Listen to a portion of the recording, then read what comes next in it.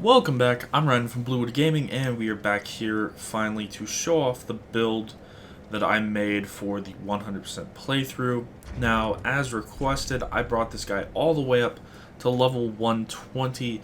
I actually brought him up to level 123 so that I could get my all my stats up high enough, although since I now have some extra rings on, my stats are higher than they needed to be. Originally, I needed the 3 extra points in endurance to bring it up to 40, but because of rings, it's now up to 45. And Vigor was also at 40, but because of rings, it got brought up to 45.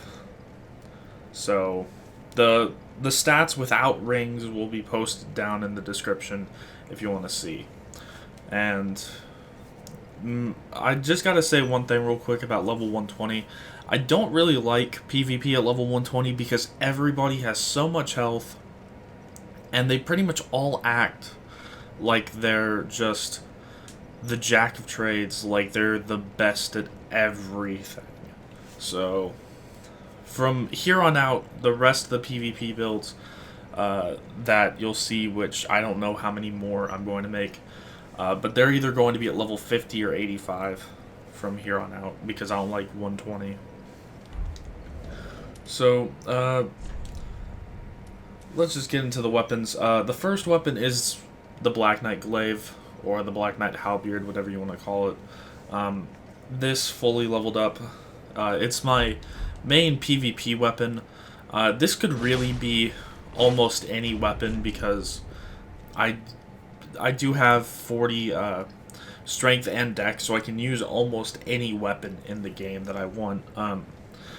Something to note, though, is the only reason why I'm using the Prisoner's Chain down here, which I'll get into that here in a few minutes, but the only reason why I'm using that is because I can't use this Fashion Souls armor and use the Black Knight Glaive because it weighs me down too much. So if you use a different weapon in place of the Black Knight Glaive and it brings your total equip load down, then you can go ahead and not use the Prisoner's Chain. So the next weapon is a refined Dark Sword. It's refined so that the attribute bonuses are both B's instead of, I believe they're normally like either C's or D's, one of those. But yeah, I made it refined. This is mostly for PvE because this is a very decent PvE weapon. It is by far the best longsword, and I know that some people hate it because of it being a meta weapon, but I'll make a video about why I personally hate the meta in the game. So, continuing on, we have the Dragon Crest Shield. This is mostly just because people use fire damage. I would choose either one of the Crest Shields, depending on what I go up against a lot in arenas and such like that. And because I mostly go up against fire, then that's why I'm using the Dragon Crest Shield. Alright, sorry for that short little interruption and skip, but yeah, you can pretty much use whatever Crest Shield you want, depending on what you go up against. So if you go up against a lot of lightning, then use the Spirit Tree. If you go up against a lot of fire, like I do, then use the Dragon Crest. And if you go up against a bunch of dark, then use the regular Crest Shield. Then next we have the Pyromancy Flame. This is actually just here to be able to cast Carthus Flame Arc. That's pretty much the only reason. The Glaive can't actually have the Flame Arc put on it, but the Dark Sword can. So if you don't want to use the Flame Arc, you also don't have to bring your Intelligence and Faith up to 10, which I started out as a Knight, so they were both at 9 already, so it was only 2 points. Then, let's skip the Fashion Souls armor real quick and go right down here. So, a Havel's ring, we just kind of need to use it. We're carrying a whole bunch of really heavy items, like the Dragonscale armor is 12 pounds, or 12 weight, whatever unit it's in. The Glaive is 9. The Dark Sword's 4.5. The Dragon Crest Shield's 5. Pretty much everything here is heavy. Like, the Leggings are 7. Yeah, everything here's heavy, so you really need the Havel's ring. Then Ring of Steel Protection. This is mostly to counteract the Prisoner's Chain, but it also helps because there's a lot of physical attacks going around. It also helps in PvE. It's just a decent ring.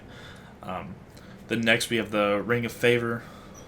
Once again, I wouldn't really make a competitive build without this ring.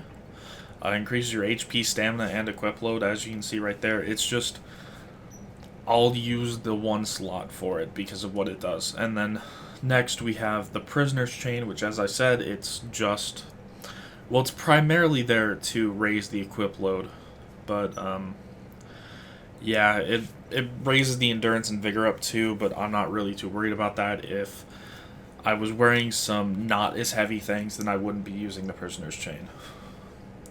Now to the Fashion Souls armor, just to go through it really quickly. It's the Fallen Knight helmet, which I don't like all that much, the way that the actual helmet looks, but because of the hood, that's why I'm using it. And then we have the Dragonscale armor, just because that's what I base this whole thing off of. Then we have the Undead Legion Gauntlet, which it's used for several reasons. For one, it covers up past the elbow, which is what we need for this, for complete coverage, which, as you can see, a lot of these don't do. I do have the Mirror Chain gloves, but they don't look as good as the Legion gauntlets. And then finally, we have Lorian's leggings, because I needed something, something with somewhat of like a dress shape, not really, just a look. I needed something to cover up the back, just to make the whole back of this outfit flow together, and the Lorian's leggings did it the best. Yeah, this is pretty much the way that I made it to look, and I believe that Pyromancy uses something either exactly like this or similar to this. And Pyromancy, if you don't know who he is, he's another, I believe that he's a Dark Souls exclusive YouTuber. Like, he only uploads Dark Souls content. I think, I don't know, I don't watch very much of his stuff, but I know that he has something like this. But, just getting in real close to why, to show you, I don't like the way that the gap is for the mouth on the helmet. I just think it looks stupid. So, yeah, that's pretty much the only bad thing about the helmet. But from the back, I can't see it, and it looks great. So, normally in my builds, I would put in some PvP footage after this, but I'm under some tight constraints currently for recording, so there won't be any PvP directly after this. But if everything goes according to plan, come back to my channel in an hour or two after this video is uploaded, or it's probably already uploaded by the time that you're seeing this, and there should be some PvP videos, or a PvP video of this build in action, using both the Dark Sword and the Glaive. But there will probably only be one video, because this build is mostly for PvE. And if you want to see some more of this build, whenever the Dark Souls 3 DLCs come out, I think there's either 2 or 3 DLCs coming out for this.